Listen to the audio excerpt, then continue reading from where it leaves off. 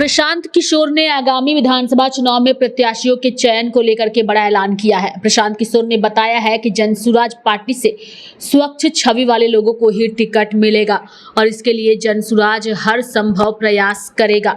इसके साथ ही प्रशांत किशोर ने एक बात और स्पष्ट की है कि अगर जनसुराज से कोई गलत आदमी खड़ा हो जाए तो उसे वोट मत दीजिएगा और कहा है कि अगर दूसरे दल के उम्मीदवार सही हैं तो आप उन्हें वोट दीजिएगा।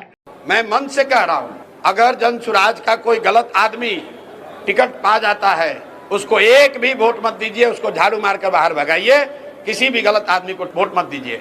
अगर जनसुराज से बेहतर कोई दूसरे दल का प्रत्याशी है उसको भी वोट दीजिए। हम अपील कर रहे हैं, हम लोग किसी के विरोध में नहीं है।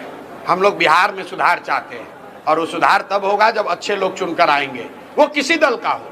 भाई 243 तो जनसुराज नहीं जीतेगा, लेकिन जनता को ये समझना है कि अगर आप भूमि माफिया को, बालू माफिया को, शराब माफिया को वोट दीजिएगा तो वो आपके बच्चों के पढ़ाई रोजगार की बात नहीं करेगा। जनसुराज एकमात्र ऐसा मंच है जहां हम लोग कह रहे हैं कि अगर हम लोग से गलती हो जाए, किसी गलत आदमी को हम लोग टिकट दे दे, उसको वोट मत दीजिएगा। और उससे बेहतर, अगर हमने कोई बेहतर दिया है, उससे भी बेहतर कोई समाज का आदमी खड़ा है दूसरे दल से, उसको वोट दीजिए।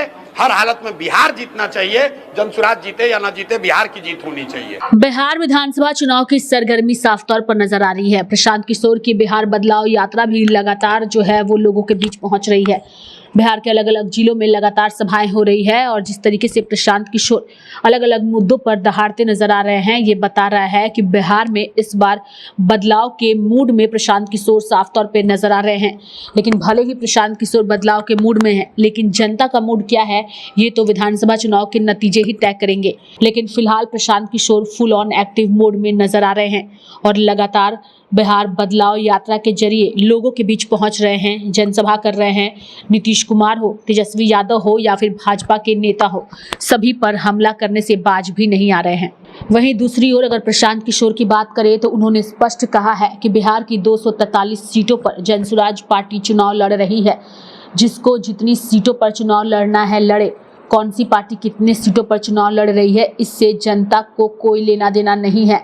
लेकिन एक चीज स्पष्ट है कि जनसुराज जो है वो 243 सीटों पर चुनाव लड़ने जा रही है। भाई जिसको जहां से चुनाव लड़ना है वो लड़े। बिहार में जनसुराज ने जो अपनी घोषणा की है, हम लोग 243 सीटों पर चुनाव लड़ रहे हैं। जिसको जितना सीट पर चुनाव लड़ना है लड़े, जिसको नहीं लड़ना है न लड़े। मेरा अपना आकलन है कि ये चुनाव से पहले ज्यादा से ज्यादा सीट लेने के, बार्गेन करने का टैक्टिक्स है। हर आदमी ये चाहता है कि मेरे दल को मुझे ज्यादा सीट मिले और ना इसका जनता से कोई सरोकार है, ना बिहार के विकास से सरोकार है। कौन पार्टी कितना सीट लड़ रहा है इससे जनता का क्या लेना देना है। चाहे चिराग जी हो या दूसरे लोग हों, उनको ये बताना है कि बिहार में बच्चों के लिए शिक्षा कैसे होगी, बिहार से पलायन कैसे रुकेगा।